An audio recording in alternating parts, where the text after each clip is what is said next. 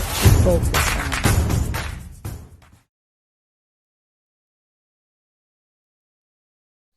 Catholic priests were allowed to marry. It wasn't until there was a dispute within the Roman Catholic Church and there was a split, whereas priests were no longer allowed to get married and have families. But this whole concept of them not marrying and having children goes back to, again, the spiritual practices of Kemit. Because in Kemit, there were eunuchs, right? The people who were around. See, you have to keep in mind, the Pope is considered God's manifestation on earth. Right. Well, the king and queen of Kemet were considered God's manifestation on earth. So the same sort of chair that they sat in, or in Kemet, same thing the Pope sits on. Right. In fact, there's so many of these symbols that we see daily come right out of Kemet. You know, if you look at the dollar, on the back of the US dollar or $1 bill, there is on one side an eagle. And that eagle is holding 13 olive branches. And there are 13 stars around, 13 being a very powerful number. On the opposite side, of the dollar, there is a pyramid. Right. And the capstone is raised, and in the center of that pyramid is an eye. Yeah. What do these symbols mean? Some people say they're Masonic, symbols. I'll agree with that to some degree. But a lot of them are Kemitic symbols. So that eye in the center of that capstone is the eye of Ra. Ra was the god in Kemitic, the spiritual system that would raise the sun every morning. So in Greek and Roman mythology, they just took the symbol of Ra and called it,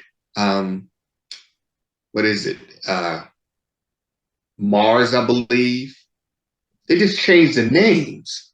Oh, I'm sorry, it was Apollo. They just changed the names, but it was the Kemitic spiritual system.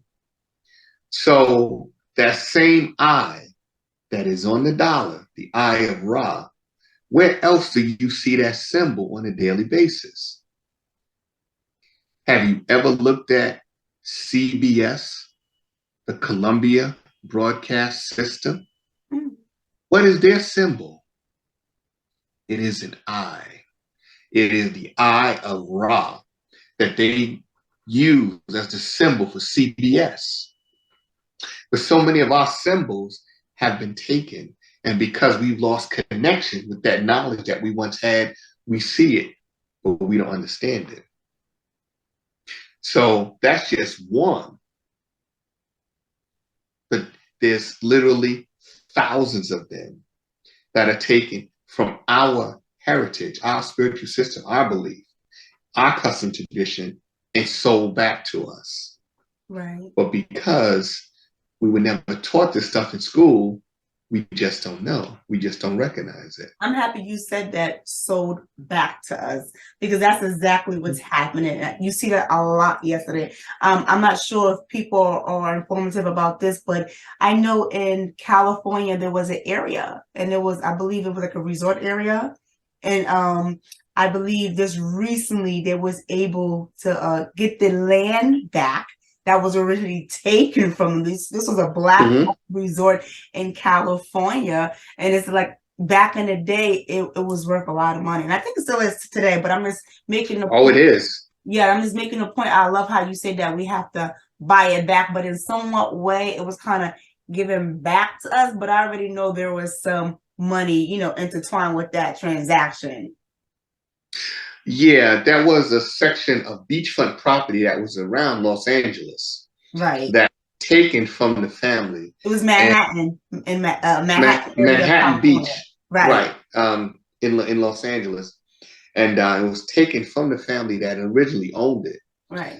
Well, the family fought for decades to get it back, and eventually the city of Los Angeles gave them the property back. But I do believe the follow-up is that they're selling it back Exactly. to, right, Right. which I guess they need the money, but it is so hard to have fought so long and so hard to get the property only to give it back. Right.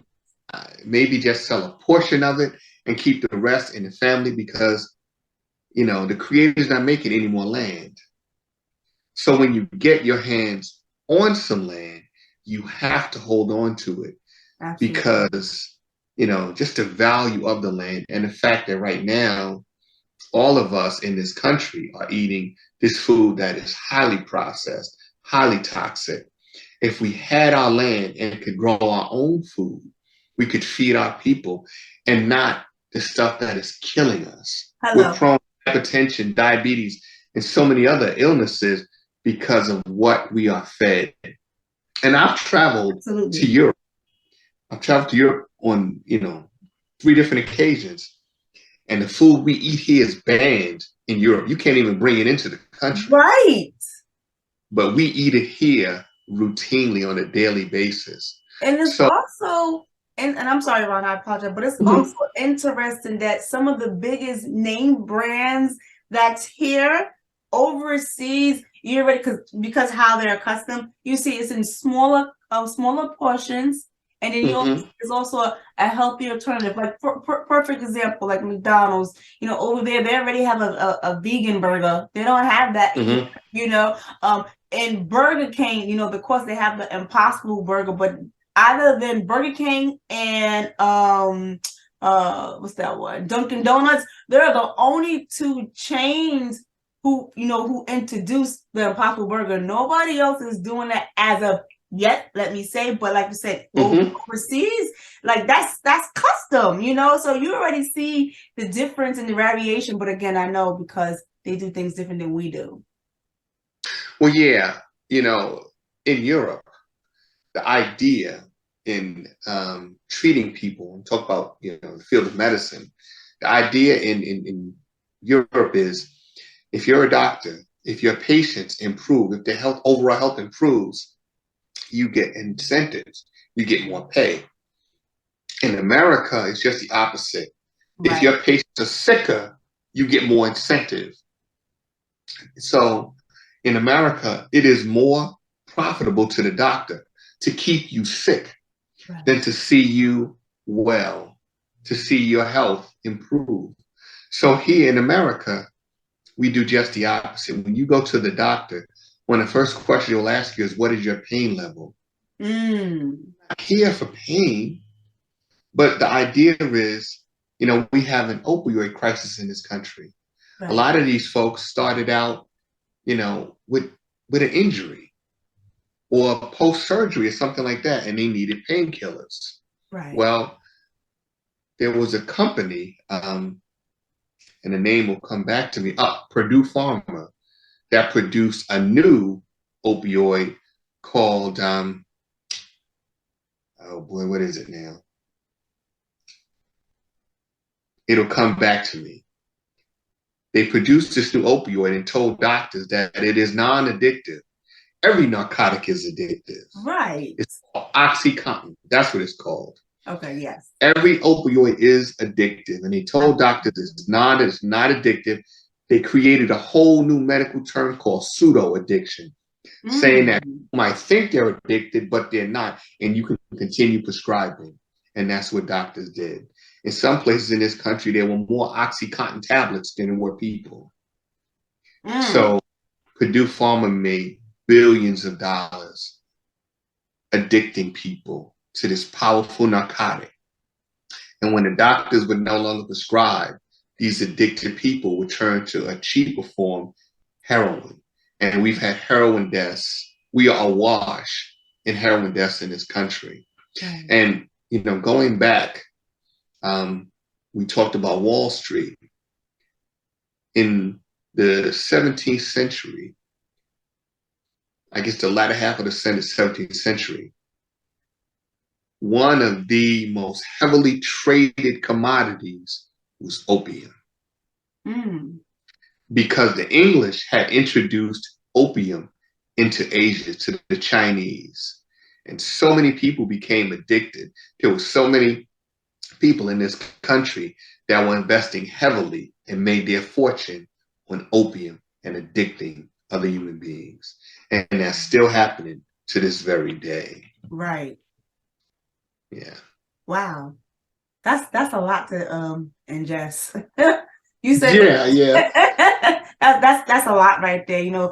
As we just sit here and we think about, all the untold truth, Mm-hmm. that's happening and how it's still reoccurring. And then it's just like right now I'm just speechless. I really am speechless because it really is sad to a certain degree, but at the same time too, I am happy on how some things are changing, some faces are changing, especially how a lot of us, we're in business for ourselves. We strive to have, a better community for our families, and it just looks different than it was before, but I try to stay focused on the positive things. We already know the negative is always going to be there, but I say that because now we have the information, it's up to us to make the changes. We now know the truth. Oh yeah. And part of the Kemitic or African spiritual system, it is the belief that one day the ancestors would return. And when they did, we would wake up in numbers and we begin to understand, begin to make contact with our ancestors, and then we begin to question everything. Right. Question who we are, who they are. Question our conditions and want to change them. So that's what's happening throughout the world right now. Absolutely. You see so many African economies on the rise. You see in this country, right? When people say, well, the world changed or this country changed when Obama was elected. No, Obama was the sixth president of African ancestry. There were 5 before him. Right. I heard that. Right. Yeah, there's a small book you can buy, The 5 Black Presidents. Right. And I did hear that. them. Yeah.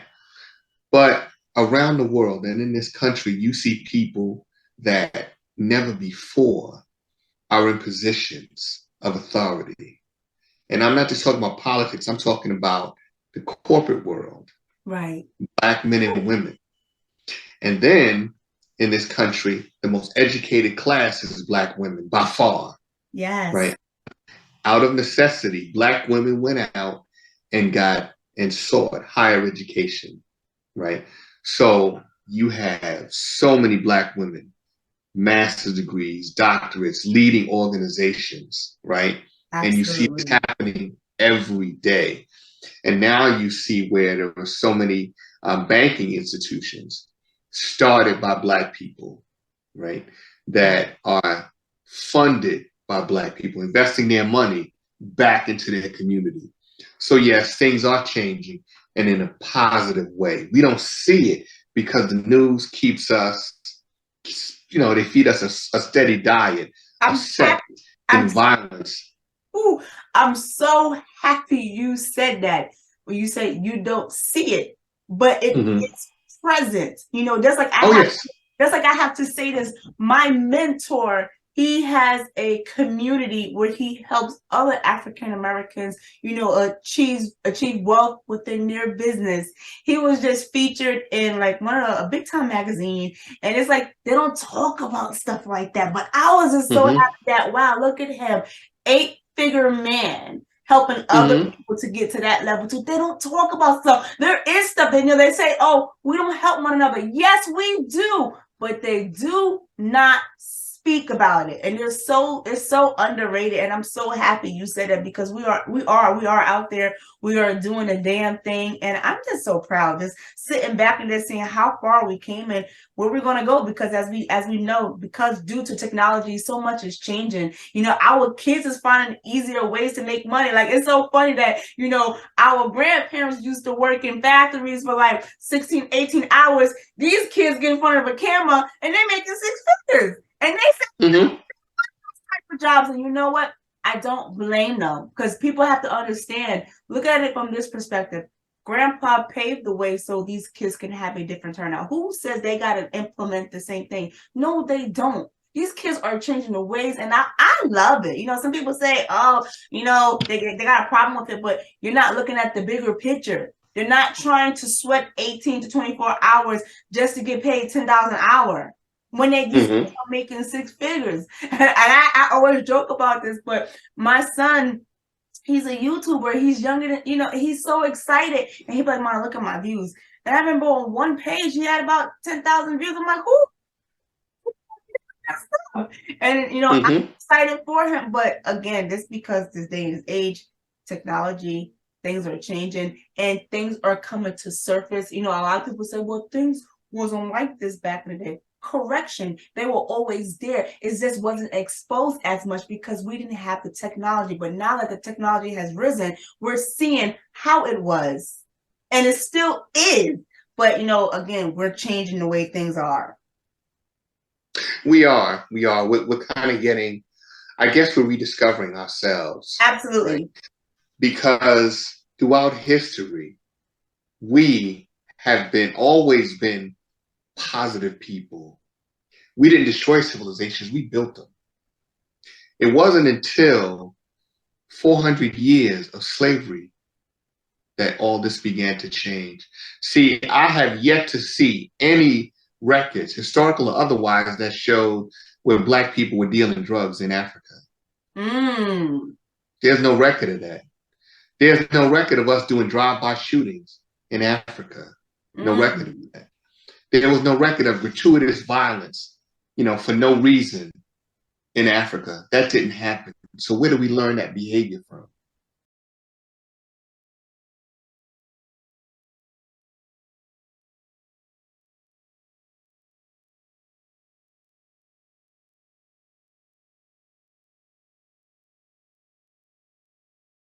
Lady K.